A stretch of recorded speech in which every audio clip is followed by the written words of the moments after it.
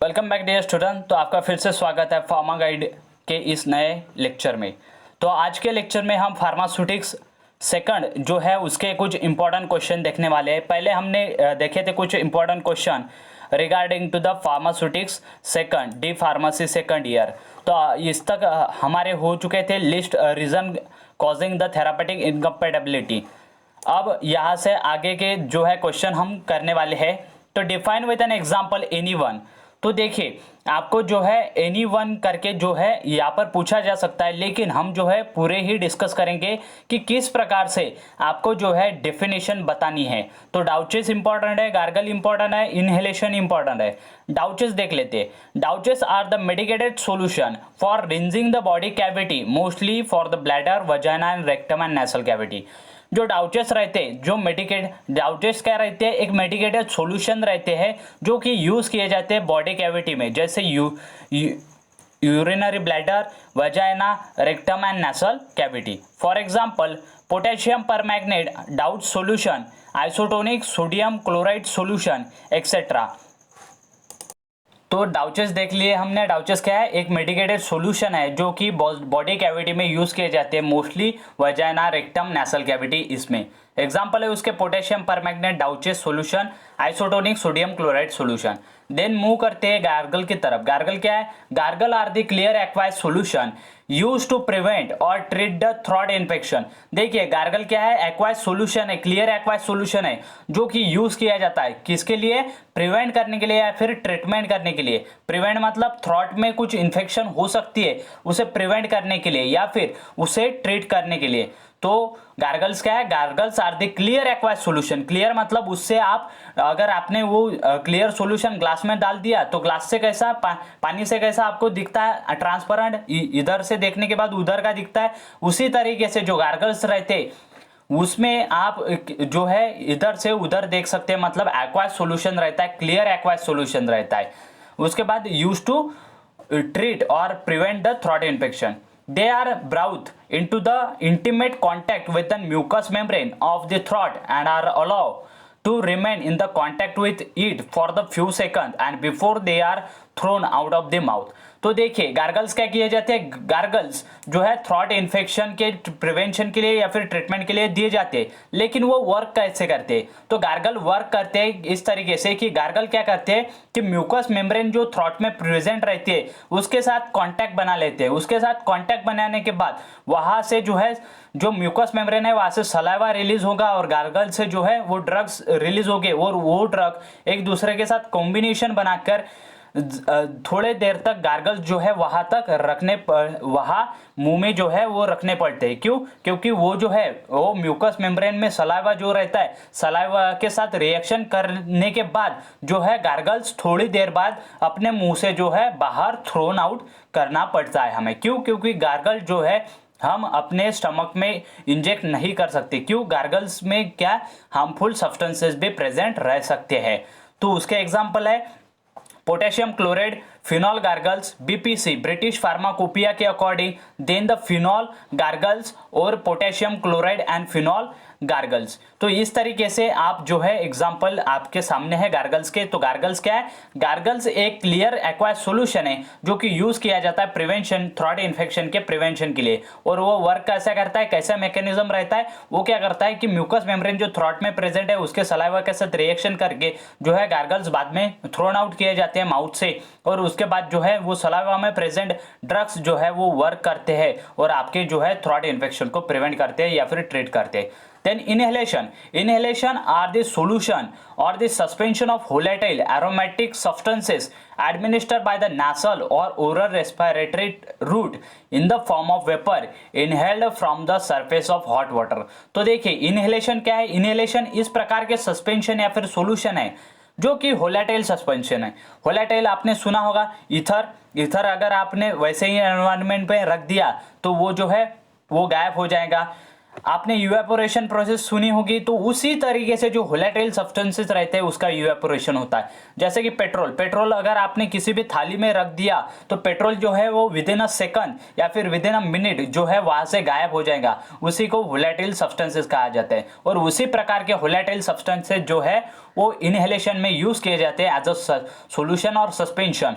और वो जो रहते हैं एरोमेटिक सब्सटेंसेस रहते हैं जो कि नेसल और ओरल रेस्पिरेटरी रूट से हमारी बॉडी में एडमिनिस्टर किए जाते हैं। नेसल मतलब आपके नोज के थ्रू, और ओरल रेस्पिरेटरी रूट थ्रू मतलब आपका जो मुंह रहता है, मुंह के थ्रू। आपने कभी अस्थमा के लिए वो पंप मिलता है, वो कभी आपने देखा होगा, कोई भी पेशेंट लेता है तो उसी वो जो रूट रहता है उसे ओरल रेस्पिरेटरी रूट कहा जाता है। In the vapour form, vapours, in the vapours, vapour मतलब हवा के जैसे उसमें कुछ बूंदे रहती है, तो वो जो है इनहेल किए जाते हैं the surface of hot water. Hot water जो रहता है उसमें जिस प्रकार से तो वेपर्स रहते हैं वो हॉट वाटर के जैसे रहते हैं। तो इनहेलेशन क्या है? इनहेलेशन आर द सॉल्यूशन और suspension of an volatile aromatic substances administered by the nasal or oral respiratory route in the form of vapors inhaled from the surface of water, from the surface of hot water. तो इसी को inhalation कहा जाता है। For example eucalyptus oil inhalations. Move करते हैं अगले question की तरफ जिसका नाम है व्हाट इज HLB। HLB किसे कहा जाता है? Give it significance. तो HLB क्या है? HLB किसे कहा जाता है? It is a hydrophilic lipophilic balance system. तो हाइड्रोफिलिक लिफोफिलिक बैलेंस सिस्टम किसे कहा जाता है उसके बारे में हमें डिस्कशन करना है और साथ ही साथ सिग्निफिकेंस बताना है। तो Griffin device useful method for calculating the balance mixture of emulsifying agent to provide a particular type of emulsion in which every emulsifying agent has an given the number ranging from the 1 to 18 and it is called as HLB or hydrophilic lipophilic balance system. तो देखिए जो HLB किसे कहा जाता है? Griffin जो है, Griffin ने एक यूजफुल मेथड जो है वो आइडेंटिफाई की थी। किसके लिए? कैलकुलेट करने के लिए जो बैलेंस मिक्सचर रहता है उसमें इमल्सिफाइंग एजेंट कितना डाला हुआ है हमने उसे आइडेंटिफाई करने के लिए, to provide a particular type of emulsion. Particular type of emulsion बनाने के लिए हमने उसमें इमल्सिफाइंग एजेंट कितने क्वांटिटी में डाला है उसे कैलकुलेट करने के लिए जो है वो ग्रिफिन ने ये मेथड दी थी।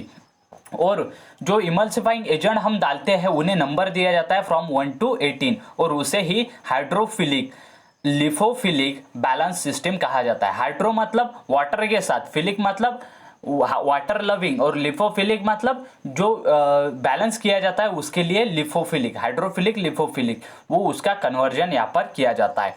सिग्निफिकेंस क्या है? It is a very difficult to select a proper emulsifying agent for the preparation of stable emulsion from a large number of emulsifying agent.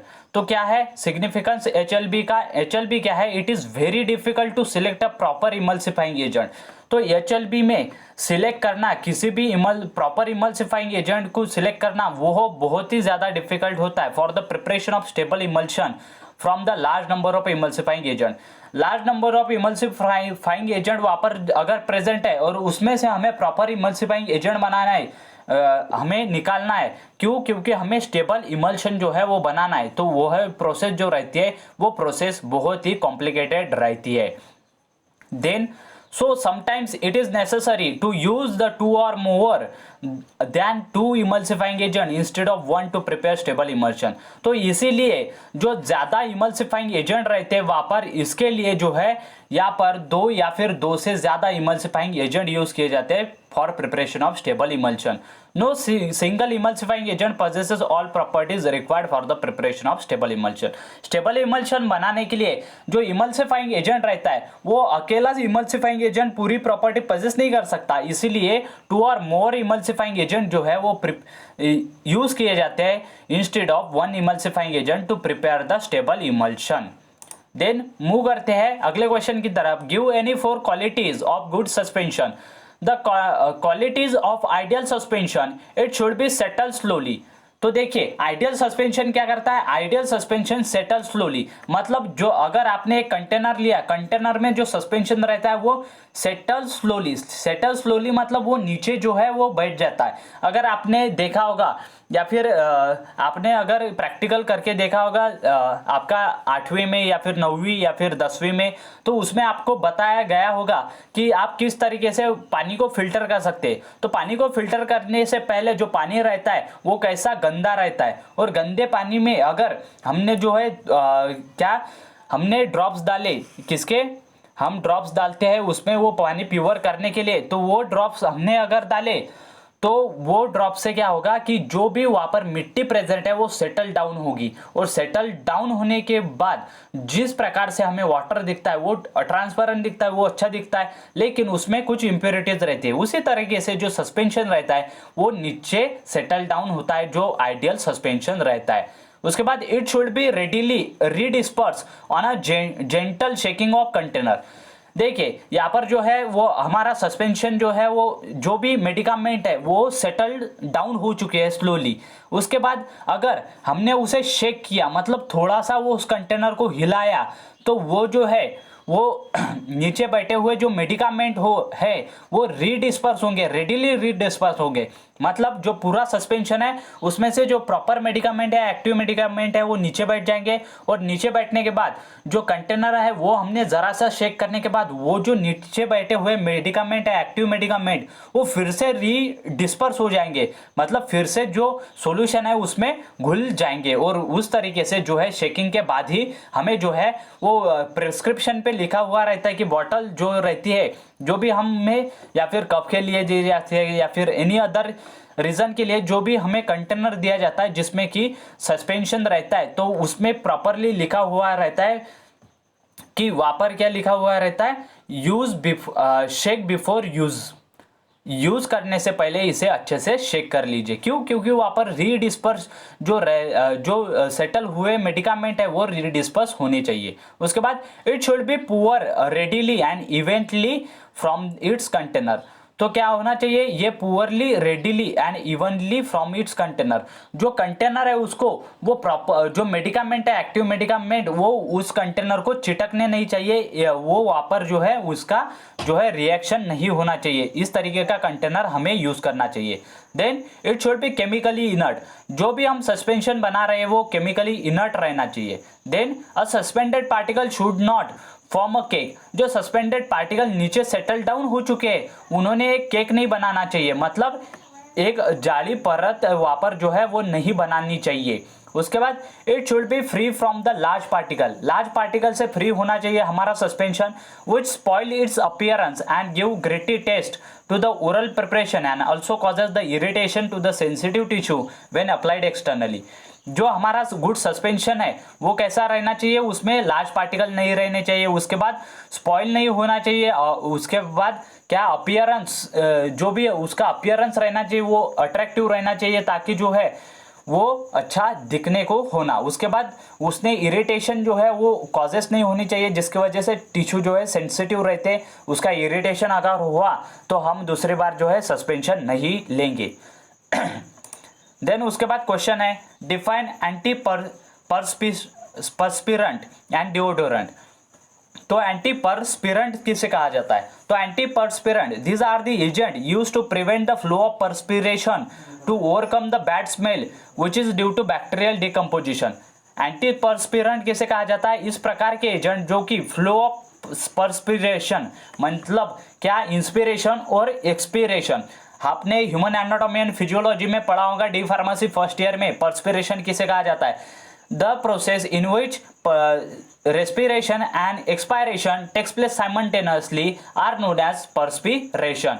तो उस समय जो बैड स्मेल आता है उसे ओवरकम करने के लिए एंटी परस्पिरेंट ड्रग जो है यूज किए जाते हैं due to bacterial decomposition. Bacterial decomposition होने की वजह से वहां पर बैड स्मेल आती है और उसी के लिए जो है एंटी परस्पिरेंट यूज किए जाते हैं। For example aluminium salt, then deodorant किसे कहा जाता है? Deodorant inhibit the formation of bad odour in the perspiration by suppressing the growth of bacteria and mask the unpleasant odour. Deodorant क्या करते हैं? जो पर्सपिरेशन के समय जो बैक्टीरिया के वजह से बैड ऑडर आती है, बैड गंदी दुर्गंध आती है, उसे प्रिवेंट करने का काम क्या करते हैं? डिओड्रेंट करते हैं। जैसे salicylic acid deodorant, boric acid deodorant, zinc stearate deodorant. तो अगला क्वेश्चन है, give the reason glycerine is a choice of vehicle for throat paint. Throat paint के लिए ग्लिसरीन क्यों यूज किया जाता है? Glycerine use as a vehicle in the throat paint because glycerine is a viscous in the nature and adhere to throat. जो glycerine है वो viscous है नेचर में, और जो थ्रॉट है उसे वो अटैच हो जाता है, जिसकी वजह से क्या होता है? Increases the contact time and prolong the action. वो क्या करता है? कॉन्टैक्ट टाइम जो रहता है ग्लिसरीन का थ्रॉट के साथ वो बढ़ा देता है, जिसकी वजह से एक्शन जो है प्रोलॉन्ग हो जाती है। It is also acts as a soothing agent, इसी और ग्लिसरीन को सूथिंग एजेंट भी कहा जाता है। इसके वजह से जो है थ्रॉट पेन में ग्लिसरीन यूज किया जाता है। देन अगला क्वेश्चन है, white Vaseline is not use in ophthalmic ointment, why? जो व्हाइट वैसलीन रहती है वो ऑप्थेलमिक ऑइंटमेंट में क्यों नहीं यूज की जाती? White Vaseline is obtain from the yellow soft paraffin by bleaching. Bleaching process करके जो येलो सॉफ्ट पैराफिन है उससे व्हाइट वैसलीन जो है हमें मिलती है, उसकी ब्लीचिंग करने के बाद येलो सॉफ्ट पैराफिन की। Then white Vaseline is not use in ophthalmic ointment because it में contain the small traces of bleaching agent. देखिए व्हाइट वैसलीन कैसे मिलती है हमें? येलो सॉफ्ट पैराफिन की ब्लीचिंग करने के बाद, और ब्लीचिंग करने के बाद जो ब्लीचिंग ट्रेस एजेंट रहेंगे उसके कुछ ट्रेसेस जो है व्हाइट वैसलीन में रहते हैं, जिसके वजह से क्या करते हैं? Bleaching agent which are left over the after bleaching of an yellow soft paraffin, hence the white Vaseline may causes the irritation और टू द आई। जो ब्लीचिंग एजेंट रहते हैं जो कि व्हाइट वैसलीन में प्रेजेंट रहते हैं वो आई को इरिटेशन करते हैं, इसीलिए Vaseline is not use in ophthalmic ointment. Then what are the advantages of parenteral product? Parenteral product के कौन से एडवांटेजेस है?